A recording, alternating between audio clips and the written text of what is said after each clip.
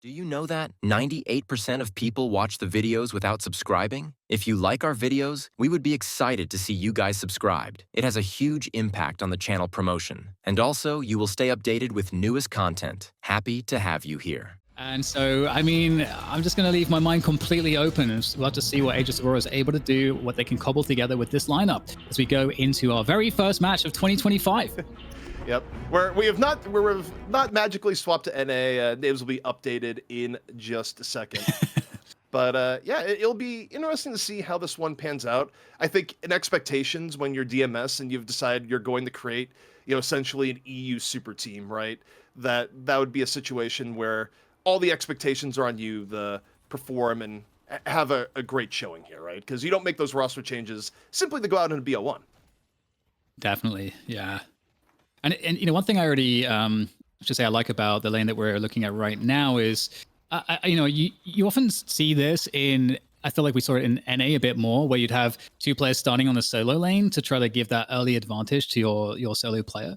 But I almost like, Mo being just someone that can help the Wraith farm it with imperviousness, because Saf is going to have a hard time basically doing anything here. Well, speaking of hard times, together, just getting crunched over in lane 1 to start things off, putting the Warden in the lane 1. Versus Yamato, not the easiest matchup in the world, but also rare to see someone go down in solo that quickly. Especially rough, too, on Warden, where you don't really want to get too far behind if you want an impact later in the game. Indeed. And, one thing that we kept our eyes on a lot as EP was the flow of the game, because patch to patch, the flow changes, the timings change, the Guardians are weaker, they're stronger, they prioritize, hitting heroes, they do more damage to heroes or creeps, like all these little variables are being changed, which kind of extends or decreases the various phases, whether it's the early laning phase, the mid game, or whatever it might be, or even the money that the heroes give when you kill them, how that scales, and similarly, how much items cost. So there's so many changes. I'm super curious to see what the pacing will be like today. Yep, and of course, changes here. Warden right now getting pressured out by ABL together, going back. Not risk of death there, but really nice pressure from Yamato, where now you're at this level of lane HP. It's difficult because Warden also is more at risk of getting rotated on for a gank, as you see from the Mirage just coming on over to say, hey, how are you doing? Warden not really known for his escape ability, Dan. Yeah, absolutely not. It is good that he has had some buffs, though, so that we are seeing Warden be, I feel like, a bit more present and also a bit better, like scaling a little bit better at the same time as well. So as a huge fan of Warden yourself, I'm sure that you've been happy to see Warden get a little bit more love. Well, the sound is back on, and also Warden getting a little bit of help there. Teams have gotten a lot better when a solo lane is struggling to just send some help over there. Taz rotated over just to be like, all right, together, I got you. I'm going to put a little bit of pressure on the Yamato. You see the Yamato down at half HP now in the lane, so a little bit of a lifeline given over there to together. Yeah, and as usual, we sort of await that 3K soul mark as well to see how those initiation ults might start to change the fate of these varying lanes. And so far, things look fairly standard. Obviously, we have a bit of pressure on lane 4 at the moment coming through from DMS, trying to make life rather hard for the Wraith. And speaking of life getting hard, Taz finding Blizaster, just constantly roaming too. Like, I'll never get tired of watching Taz and Taz's game sense where they go on Paradox, where already it's been Paradox starting in lane 2, going on a journey to help Warden in lane 1, going for a gank on lane 3, where now Shiv needs some help of his own. Freemock, quick little kill onto Saf. This is highly rotational, even for you right now, Dan. Lots of movement. It's cool to see. Yeah, it definitely is, because EU was certainly a lot more static, as we kind of mentioned at the beginning of the broadcast, compared to NA that would move lanes at the start a lot. So cool to see that development. And we've got a lot more contestation on lane 4 as well. Might be potentially a frag to be had, but Aegis Aurora kind of have to respect the fact that, at this point in time, they've been kind of struggling to get Sanya Sniper onto some farm, just due to the additional pressure that DMS has been putting onto this lane. I mean, right now, you look at rotations. We got a 2v2 in lane 4. This reminds me of some of the chaos we had in NA at one point here. But right now, just looking at Prestus, where even early laning, quite good on Greytown. Disaster going down. And you see the HP Well, actually, Sanya didn't take too much there. If he was a little bit closer, it might have been different, but I think Sanya's actually doing a good job of dealing with what is a lot of pressure right now in lane 4. Yeah, the Great Talon is super oppressive. You know, just getting up into the air, you can do so much burst damage. All right, okay, well, we've got a fight here in lane 2. We're looking for those initiations. Able to stay up, though, on the lash and actually get back here. So somehow nobody actually going down, which I suppose both teams will be somewhat okay with. But that looks kind of close. And at this point, you know, ZP, where does your focus go in terms of the power spikes for either team that you think is most important? Well, the power spike that's very important right now is TAS at 4.8k. I mean, it's a pretty fed Paradox early in the game when Paradox is at their best at roaming, and already going over the lane 1, not even necessarily needed. Together just knew that TAS was coming in, went more aggressive, was able to take out ABL. But I would expect TAS, who was already hypermobile even before 3k souls, to just continue. Now moving back over in the lane 2, looking for the Mirage. So you have TAS right now, over and in, Mirage in the sights. Gets a swap, drops through the wall. I don't know if the rest of the damage is necessarily going to be there. Mirage, pretty slippery. Part of why he does have such high pick priority. Yeah, Taz is certainly a problem. Certainly a problem. Still a lot of action on lane 4, it seems, as well.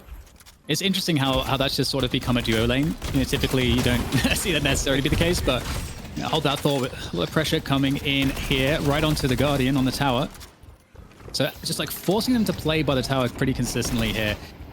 You know, my sense is that obviously you're trying to really diminish the ability for a Sonya Sniper to be able to farm effectively. And it seems like they've been able to do an okay job at that. A good defensive play coming in here so far from Aegis Aurora as well. Not taking too many else, but here comes the forced to dive into the tower, and the Flame Dash is going to get it done. Really nicely done there by Play With Me, who I don't think is CP. I have to say, I've seen Play With Me really on Infernus all that much. Yeah, and truthfully, I Play With Me going to Infernus, it's not the ideal. Normally, you'd like to be on Haze or on Wraith, but you know, it just sort of, it's a change-up that happens when the draft goes a particular way. Prestus, meanwhile, though, finding Sanya back over in lane 4. Lane 4 has been rough for Sanya time. Fremont. However, he had a Geist over in lane 3, keeping Sap down a little bit. And this is one bright spot for Aegis Aurora where, you know, some of this going against them, especially with how Prestus is getting decent farm. But on the same note, Sap has been kind of stuck in this match versus Geist in lane 3. A lot of the rotations have gone elsewhere, and, you know, well, okay, TAS 6k, verging on 7k now, just hits it. The Shiv not having that farm, an upside for Aegis Aurora at a minute. Yes, it does definitely feel like, for me, ZP, DMS have been sort of dictating the pace to a large extent. Actually, hold that thought for a second. We do have Lash in there with the Death Slam, trying to get it done, and Taz is taking a lot of damage here. It's hard to say who's going to come out on top. Divine Barriers coming through. Such a good item early game. And a variety of heroes really gives you so much more survivability. And I have to say, ZP also, with the barriers being nerfed a bit, the recharge time on the barriers from 18 seconds to 30 seconds, it feels like having that ability to have the barriers come up exactly when you need it is like so sick for early game. Yeah, I mean, Divine Barrier goes in and out of the meta, but I think in general, it's usually just been strong. Blitz, though, from Fremont. More brawling going on over in lane 2. But again, you kind of see every time Saint is in trouble, usually able to just tornado away. It's, you know, Mirage not only gives you just a character with very good poke, pretty good carry potential, incredible map presence with the teleport, but also Tornado just makes it tough to kill as together runs into danger in lane 1. It's a pretty big rotation in here, and sure Taz is going to get away. Nope, Taz down. So nice rotation from Aegis Aurora. 41k to 41k, Dan, and a pause. You get the Lash in there, it's basically all over. So able to catch Taz off and convert that kill. It's pretty huge here. DMS, Aegis Aurora, even on the souls at the moment. No tower, well, just one tower down so far at the 10-minute mark. Disaster again caught out. Prestus, you know, it's not even reflected as much in the souls as you expect, but Prestus has just been an absolute menace from afar. Sets up Sap for the kill. And 44k to 43k, 30 seconds till buffs and first urn come up. The one, I think, saving grace for Aegis Aurora right now is ABL's had a pretty good game. The fact that you are top souls on Yamato, definitely gives you some options in the fights, especially when the frontliners on the other side are a little bit behind. But I'm curious to see how teams play the buffs here, Dan, in 10 seconds. Yeah, the bridge buffs, definitely an important point of contestation. We got, you know, even split for both teams. It does seem like right now on the mini-map, the DMS may be a little bit more prepared, but Aegis Aurora putting more focus on the right side bridge buff, so they may be trying to force a fight there and actually convert into some kills. And we'll have to see if they're able to make that happen. The bridge buff there will be taken away by DMS, I believe. I think DMS got both bridge buffs, if my reading of the mini-map was right, so they come away with both. Meanwhile, lane 2, it looks to be Mirage and Lash going in onto Taz. You just see here Taz looking for a way out. I think was able to shake the pressure there, but meanwhile, back over in the lane 1. ABL under the gun a little bit, gonna have to drop Shadow Transformation under pressure. And you see Border committing, still gets slits nonetheless in the 1v2. ABL getting even fatter here, Dan, and is gonna live to tell the tale. Yeah, felt like Yamato ABL in a little bit of trouble there, but apparently not. The earn play not working out there. I think perhaps trying to drop ship that one. But yeah, the first earn is not really... People don't really care about it quite as much, and you can see that really backfired. But over lane 4 here, so much action in this area. It looks like Play With Me off the Flame Dash, going to get another kill. 3K for Play With Me, so having a good start to this game so far. And that's always a scary prospect if you're saying that about Play With Me. Yeah, unless able to get one on the other side. Yeah, even though Play With Me, you know, not necessarily on the signature Wraith or Haze, just given the mechanical skill I've seen from Play With Me, I wouldn't go, oh, Play With Me's on Infernus, it's a bad thing. No, it's probably a good thing. However, for DMS, you take a look at this, DMS is slightly ahead, but ABL is truly a problem right now, I feel like, especially with the level of farm they've been able to get. They need to do something to equalize the Yamato difference here, otherwise they're potentially going to run into some fights where it's like, oh, how did Yamato kill 3 people? It's something they need to keep in mind. Yeah, looking to really fight over that lane 2 tower at the moment. DMS, they have an advantage 2-1 on those towers, looking to make it 3-1 potentially. Also that pressure on lane 1 at the same time as well, a 2v2. So things very even between these teams ultimately at this point still. That earn, I don't expect that anyone's actually going to try to play for it. Perhaps the 15-minute earn will be a different story though. I mean, possibly. I think sometimes you can use the first turn to get ahead. It's always going to go neutral, but there's just been so much pressure there that hasn't been, you know, necessarily a free thing to go and take. Disaster though, in, goes for the combo, on together, power slash, in from ABL, down together goes, clears out the area, and maybe now they'll go for the earn. 2.5 minutes though, till a new one comes up. Damn, that combo kill off of the Warp Stone, kind of nasty, I gotta say, ZP. We were always talking about how the Moen Krill has to... You have to have ways to get an initiation. So you got to buy some kind of an item typically to allow you to better do that. So the Warp Stone, perhaps the cheapest one to be able to close that distance. Well, in onto lane 2. Another tower going to go for Aegis Aurora here. Still 1 off for the flex. So you have to think that's going to be the next goal. Death Slam, though. Attempt in from Fremok. I think just stone formed away from Litz. Nothing serious happened there. All right, we've got the earn pickup. Oh, is that they're gonna drop it straight away? All right, okay. Okay, lane 4, the Walker is under attack. That's gonna force a response here from Aegis Aurora, making their way across. They're in a pretty exposed position here. I'm kind of afraid for DMS, CP. Yeah, I mean, you see the full collapse. Aegis Aurora on the full rotation, looking for kills to punish this level of just going into lane 4. You have the Owl coming in from Prestis, in off the side from afar. They punish together, but the Rust Dan are able to get away. Could have been worse, all things considered. Yeah, and it could have also been worse for Aegis Aurora to an extent, because DMS only had 2 players there, and Aegis Aurora responded with like 4 or 5, so the rest of the map was open during that window. But at the same time, DMS, they were not really pushing anything, so nothing too much lost for Aegis Aurora. But we do have the bridge buffs, and the next earn coming up in about 40 seconds. So I feel like that's surely a point of contestation here. Speaking of which, looks like maybe Play With Me is in trouble after all. Maybe not. Able to flame dash away, and looking pretty good in this spot. Gets a lot of spirit heal off of that flame dash, and he's out of there again. Yeah, meanwhile, we got Mirage chasing down Ivy over in lane 1, but as you called it out, 25 seconds.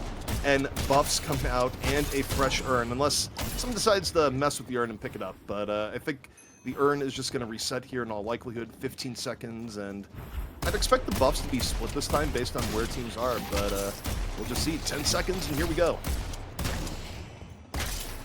Yeah, DMS did a great job in the previous round of buffs, getting both. There's that urn on the right side. That's also where DMS predominantly are. It looks like DMS will probably have to give up the left side buff and commit everything towards the right side of the map, which is, given that the urn is there, potentially a better point of the map to even maybe have a fight. But looks like there's... okay, the urn's going to get picked up. We might get the dropship. IV on the ult there. Yeah, they might be looking to just force this one. You take a look at where everyone is on the map, they might even get away with it. See Ivy just sprinting on over, immediately drops on down, gets the urn, and that is free for DMS, Dan. And even on top of that, they don't even give up anything in regards to progression on the map. Sometimes teams will trade urn to get a walker or at least get a guardian. Doesn't happen that time. Yeah, so fast. Definitely one of the things about if you pick Ivy, that is certainly one of the one of the many ways to get a lot of value on Ivy. So good to see that happening for their sake. Right now, though, it seems like Aegis Aurora do have quite a few players on lane 3 at the moment. But the question is, how do they find the next engagement? Oh, with that said, here comes Lash. Death Slam back in.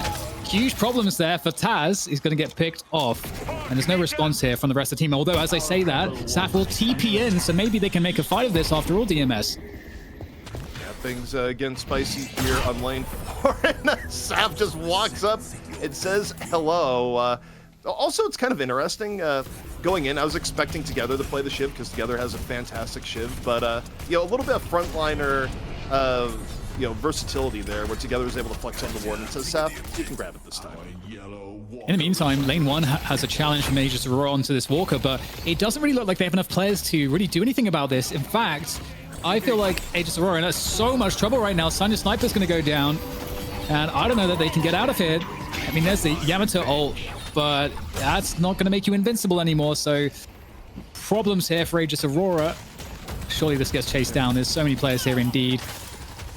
And with ABL going down as the biggest threat on Aegis Aurora that you were calling out at the beginning of the broadcast, the question for DMS now is, do they go for mid-boss? They lose Together, so the answer is maybe not. That's the thing, when you get those kills on the outskirts stand as opposed to getting them in the middle 2 lanes, it's a little bit harder to convert a pickoff into an immediate mid-boss, and that's why we're not seeing it happen here. Yeah, and although DMS are kind of getting some form of a lead now, about 10k ahead in souls, Aegis Aurora were able to defend that lane 3 push quite well. So the bleeding isn't happening profusely. It is being able to be stopped and stemmed for now. But as you say, it just really takes one bad team fight into the mid boss right now, and it could all be over. So gotta be really careful or cautious around these 2 mid lanes. And I mean, they are unable to get any walkers so far, Aegis Aurora. That's a big problem as well. Yeah, I think the other problem is too is that Wizaster is going to very quickly just become a combo bot. But hold the phone, here we go. Up in the air, Death Slam attempt, in, down, the pressure on the task once more. The target of choice for Aegis Aurora. They get the quick pickoff, but it comes at a cost. They lose Geist in the process. Prestus, meanwhile, looking healthy, chasing down Wizaster, who again, not exactly the beefiest bow in Krill at 13k. Combo bot, sort of his objective at the moment here, Dan. Yeah, and one of the issues, again, as we mentioned, is that Grey Talon Spirit Snare can insta-cancel it, but okay, well, there's a nice combo, beautiful, preventing any action there whatsoever for Together. Now, are they able to string anything off of this? They're going to lose Sanya Sniper likely here. There's a very big TP onto the roof, but okay. We do have an ult available here. The owl could go out, but I don't know if they're going to be able to find or catch. Okay, the ult there, defensively used to try to keep Play With Me from finishing off that kill. So, wow, Sanya Sniper actually going to live somehow. I mean, truthfully, not a bad exchange for Aegis Aurora. They also get a walker in some of the chaos that was just happening here. But okay, DMS, are they aware that Aegis Aurora is going for mid-boss? They can make this kind of secure with the Yamato ult. Yamato is up. Someone's also going to parry. It's not going to be as much disruption as you'd expect. And nope, Aegis Aurora able to get the mid-boss. They go for the gutsy play call, Dan. It plays off. DMS on the back foot. They might get Wizaster, but it's the least important kill to get here so far. And Aegis Aurora with more map control now. Oh, wow. What a fantastic job from Aegis Aurora. Looking really like they've been on the back foot all this time. A couple key moves back to back, and they are looking very dangerous indeed. Now, the question is, how are they looking to use the rejuve buff? Yeah, the Walker Will, someone's got to take over that lane 1 position as the pushing there is, I mean, not going to be too much of a problem, but you just do have to deal with this. And in fact, it looks like Aegis Aurora are going to continue to push on this lane behind this. 4 players now rallying onto this lane 1 push. He might get comboed. You look at where Warden's at right now. Yeah, there it is. Wizaster comes on in and says, I gotcha. You look at the mini-map, it's just a car crash in slow motion from our point of view. You knew it was going to come, and yeah, quick pick off into the Walker. Aegis Aurora slightly ahead on the overall right now, Dan. Well, Urn picked up as well, so they're going to run the Urn behind all of this. I don't know if there's too much that can stop this from DMS. They would have to hard commit into a big team fight. We'll have to see if they're going to go for it. I mean, Play With Me is lurking around the Urn drop-off spot. You know, you have to make your way across here. So we can see Mo and Krill is running it through mid. 3 players there for Aegis Aurora at this point in time. Looks like DMS might meet it with 3 as well. It's not the end of the world if they give up this Urn, but it's also not great. I think they're going to go for the contest on it. You see Task coming on in. Swap likely going to be attempted here. Yep. Carbine swap. That is a dead mole. No boxing gloves to be had that time around. But, yeah, quick punish there. Meanwhile, together, last stand over in lane 2, diving on over. Fremok very, very low. Doesn't want to overdive here, though, especially as Yamato says, hey, let's throw some hands, and just melts him down with the aid of the Geist. Okay, there's a trade at least there for Aegis Aurora on lane 2. Still trying to get that Walker, though, but yeah, definitely some problems here. DMS now rallying together and just chasing down everybody from Aegis Aurora who have just been forced to rout from this position. And that's going to allow DMS to catch up a little bit on some of the souls, but Aegis Aurora did manage to convert so many objectives here that they are still a little bit ahead in the souls. I feel like it could have been a bit more, but you know what? They, considering where they were in this game, they are, I'm sure, quite happy with the positioning that they currently have. And what's really nice as well, as you were mentioning, CP, is that Mo and Krill Wizaster was in a pretty underfarmed position where Mo and Krill starts to become kind of useless. So pretty happy to see that Wizaster's kind of caught up. Yeah, I think, so Aegis Aurora, they've played brilliantly in last bit. Hang on, Taz has just been the whipping boy for Lash coming on in. The slam into the combo. Taz gonna be able to get away, drops the swap. Lash in hot pursuit. Taz trying to break his ankles, back the other way. The rotation's coming in. Taz is still alive. 2 HP in a dream. It might go the other way as you see Fremok just trying to get out of there. And somehow, some way, Dan, does that truly end with no one dying? It looks like it does. Unbelievable. Actually, unbelievable that Taz doesn't die there. You know what? Aegis Aurora are actually lucky that they didn't get wiped, because that's one of those classic situations where you expect, oh, we can kill this guy in about 5 seconds. But then whatever happens, and like 10 seconds later, you haven't killed him. You're still like, you feel like overcommitted almost to kill him. Like, you have to do it. But now the entire other team is there and you get wiped. That's often how that goes. But fortunately for Aegis Aurora, they the worst did not happen. But that's pretty nice, because DMS are behind, but only slightly. So they really need those plays to work out in their favor. And the question now for me is, where is the value going to be found for DMS? The buffs are coming up in a couple minutes. Mid boss is not going to be too far away as well. Rez might be getting caught here, stuck in the binding core, is able to jump down. Taz out for a little bit of revenge here, top middle. DMS looking for any sort of pick. And instead it's Prestus getting caught by Sanya up on the top. These fights in middle, multi-level, a little bit chaotic. Saf is down, DMS down 2, and, we're getting at the thing where mid-boss is up pretty soon right now, Dan. I don't know if it's going to be up in time for Aegis Aurora to take advantage of, but DMS is precariously on the ledge of getting knocked out of this game. They're not gone yet, but one more bad fight, Dan, might be all it takes. Yeah, and it's crazy too, because, again, DMS, the names that we've come to familiarize ourselves with over the weeks in DFN, that's quite a stacked lineup, to be honest. So We'll see if they can rescue this one. Again, not unrecoverable by any means at all, but look at the map control that Aegis Aurora have here. Very oppressive off of those 2 kills. Every lane is pretty pushed at this point, and as you said, if that mid boss spawns, they can easily fall back onto it with all these lanes so pushed. Even in a 6v6 scenario, honestly, going for it might not be a horrendous choice, but right now, DMS, they're pushing their way out a little bit on some of these net lanes now that all of them are back up again. And the bridge buffs are coming up in about 5 seconds in addition to that urn, so everything's coming up now. I also think as soon as mid-boss is up, Aegis Aurora is just going to push it, if they can, if people are up. But this is where DMS trying to take advantage. Move on in, over by the buff.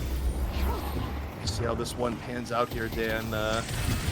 Pretty deep was DMS for a time. Aegis Aurora rotating back on over. You see Ivy just flying away. Preston though gets ABL, the most important pick they could get, I feel like. And now with mid-boss about to come back up, this could be DMS's time, especially if they're able to chase down and find one more. Wizaster in the sights right now. Death Slam out in return. Aegis Aurora trying to flip it. Preston meanwhile laying in damage. Rain of arrows from above. And you see Aegis Aurora very, very low. Fremont and Irez insanely low here, Dan. Same with Wizaster. They're super low. And the mid-boss soon to come up. Fremont can't get away. Shot out of the sky. Oh, such a big problem. Yeah, Play With Me rejoining the fight as well. And this is not a good look here right now for Aegis Aurora. They're in a lot of trouble. 3 players down, as you say. That mid-boss has got to be coming on the scene. I feel like we've been saying that for so long. The combo kill, though, is going to be able to at least catch off Prestis. So everybody else fairly healthy except Litz here for DMS. Aegis Aurora looking like they want to keep pushing this one, ZP. They're gonna keep going. Yeah, and they might get Seth. Seth low, down. Sanya seizing the opportunity with Wizaster. And guess what? Mid-boss is up and DMS does not have the tools to come on in for a real contest. I mean, you can go for the Ivy Hail Mary, but it would truly be a sign of how dire it is for DMS to do that. Usually teams don't go for the one against the world steals right now, and it looks like this is also be a case where they don't go for it. But DMS, the new super team in theory, on the ropes, Dan, in their debut match. Yeah, I mean, that fight was insane. We had like 3 turnarounds. The fight started off with Play With Me going down to 1 HP, leaving DMS in a 5v6, but then DMS got a kill. So it was like effectively a 5v5, and then Play With Me had to heal and come back into the fight, and that's what changed the tides. But in these scenarios, all the positioning around the big structures, how you can cut off line of sight in these team fights, can be hard to predict what will happen. And Aegis Aurora in a fantastic position now to potentially get some shrines here, or at least try to threaten that, because again, they got this rejuve. Every lane is pushed. Everything on the map is being taken. What else is there left to do? I mean, at this point, if DMS loses people cleanly without at least getting a trade, it could be game over. This is where games end right now. And Aegis Aurora, they're going to play it safe here, which, understandable, but this is also a thing. You're up 30K. In theory, you could be more aggressive here, but, you know, when you're on the verge of upsetting a team like DMS, a team that has been the undisputed #2 in Europe for over the last month, a team that has just tried to upgrade by taking what they thought was the best of Pajulaya Scumbria, and you have them this down, you know, maybe you just decide you're going to play it safe. Yeah. There's essentially no alternative other than just waiting out the rejuve if you're DMS. Because if they lose a single player, Aegis Aurora can just act so aggressively and decisively off of that it could just be the end of the game. So in theory, Aegis Aurora can just eat the entire jungle, extend their lead even further, upgrade their items, and then come back in once the rejuve is gone. I feel like that's kind of the only plays here for kind of either team that are like the most sure plays that you can make. I think the tragic part here too, Dan, when you look at where things have gone wrong for DMS and you talk about who you want your farm on, your Warden being tied for your lowest amount of farm is devastating. His impact either at just outright left-clicking people or being a threat in the front line is so much lesser when, you know, you take a look, he's 12K behind the Wraith.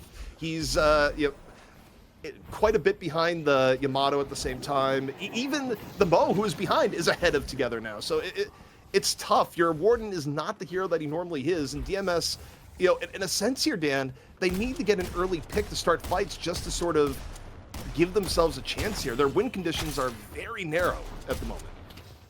Yeah, I absolutely agree, and it's hard as well once, you know, you take a team fight and let's say the opponents get through the chokes. if that kind of happens, suddenly they're able to really abuse this, the stat check, like the difference in power. But if you're able to at least like use the architecture of the map to your advantage to somewhat mitigate the disadvantage in souls that you have, that's kind of really the only way you can try to find a fight that might be a little bit more even. Obviously, it comes down to like items or other timings on ults and abilities and combos and so on. But you know, Aegis Aurora, they're looking pretty clean, I gotta say, ZP. You know, we didn't necessarily know what to expect, but they've done a great job handling being behind and also handling being ahead. Well, also, they made quite a few roster changes since the Leon Bet tournament. They were doing subs right up until the day of the match, so the fact that they could put all together this quickly is impressive. However, you know, they just had all rejuves up, and they pushed in, and they didn't want to go into the base with a 30k lead. If they lose this game, I feel like that might be a moment where they look back at it and go, well, why didn't we push in here? You know, why didn't we make the attempt? Because their worst case scenario, if they did die with rejuve, right, is that it would still be even. But they really want to protect and nurse their lead. The one thing they can't do, Dan, though, is allow this urn to be turned in, because it will devastate a lot of the lead that they have built up. And right now, they're looking to catch in transition right now. Yeah, this is very dangerous. They're going to try to commit to this, but look, they could get collapsed on by the rest of Aegis, or rather DMS, who are trying to assist this urn to be collected, but they're going to force the fight here, Aegis Aurora, to try and ensure that nothing will go awry with that urn, and it seems like that urn is slowly walking its way back. Aegis Aurora have managed to overwhelm this position, and they got the timing just right, ZP. If they were a little bit slower by a couple seconds, I think the urn is turned in for DMS. Yeah, they caught play with me right before he was able to get back into base and before DMS would be setting up for the urn. And now, I mean, okay, this is good terrain for an urn, especially for Presence. There's a lot of sneaky ways a Talon can sort of poke and prod at the urn turn-in point here. Aegis Aurora, though, they're kind of on the clock. I feel like you want to try and turn this in before Play With Me is back up. You got a hard earned pick. But you look at where most of Aegis Aurora is, they're not set up. Mid-boss isn't quite up yet, so they can't set up a urn mid-boss do-or-die scenario. And now Play With Me is up in 8 seconds, so the window of opportunity they had, Dan, might be closing, but nope. They decide to go for it. Yeah, there's a Spirit Snare. And there's the turn-in. Looks like DMS, I'm not sure if they were indecisive in not going for it, or if they had fully intended to just give it up there, because it was a pretty open drop-off location, like you said. So it felt like, you know, fights there for them would have been pretty possible, but they decided not to risk it. They give it up for free. And the problem is like in any competitive game, if you give something for free, well, you shouldn't give something for free. You should want to get something in return. Know your value. Know your worth. know the worth of your inaction on the map. Yeah. Now, I mean, it's pretty clear from Aegis Aurora's standpoint, they're just playing for mid-boss. They're waiting for mid-boss to come up. They're going to burst it down. ABL is going to pop Shadow Transformation and go for it. So the question here is, will there be a steal of any sort? Prestus timing now won't be enough for the steal on its own just because of Yamato popping Shadow Transformation. But here we go, Dan. The fate of the best of one on this Rejuvenator, and they don't even go for the steal, and Owl comes in late. But it is free for Aegis Aurora, and DMS decides we're going to fight it back at home. Oh, yeah, super interesting, ZP. So for those of you familiar with poker, this is kind of like getting blinded down when you're playing like a tournament, where you're looking for the best spot to play your terrible hand. Because it all sucks, but at some point, you've got to pick a moment to go in, all in. And that's effectively the position DMS have found themselves in. Yamato, hot pursuit. We saw this happen before on the other side of the map. Is Play With Me gonna get out? There's the combo, over and in. Down he goes. 6v5 set for Aegis Aurora with Rejuvenator. You have to think they're gonna try and put DMS away here and now. Yeah, it felt like a little bit of indecisiveness there on the engagements, and then this is the worst thing that could have happened. You're going to get one player picked off, and now you're at a disadvantage. 5v6. In comes the rest of Aegis Aurora to finish the deal. Nice Death Slam. It's only going to get one. Going ethereal there for the moment, as Aegis Aurora have everything to play with here in the base, looking to just fully decimate everything that's remaining. The Patron is getting bursted down. Obviously, that's going to reduce the respawn time of Play With Me, so it might still be a go of this here for DMS. They're looking to just hold on, and in fact, Aegis Aurora, are they going to recommit into this? Looks like they're out of the base already, ZP, so it might not be completely over just yet. This is look, I respect it. Security above all else. It has been working out for you, but this is not go for the throat gameplay coming up from Aegis Aurora. This is, I'm going to put all my investments into the most secure thing I can find. I don't care if the return S&P is 500. Yeah. I mean, they don't want to take any risk, pure and simple. Even with the enormous lead they have, even with Rejuvenator, which means that I think they're going to wait for another Rejuvenator to try and seal the deal. Yeah, I mean, just get it done. Find a way to like guarantee it. As you said, you know, you can't not respect it. Well, I guess you could in theory, but yeah, who am I to tell you what to respect or not? My bad. But either way, DMS are in a situation where it just gets worse the longer you wait, and so they're in a spot now where they're committed to just wait for the opponents to come in, and here they go.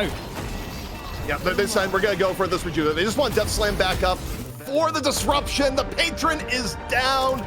DMS taken out by Aegis Aurora in the best of one.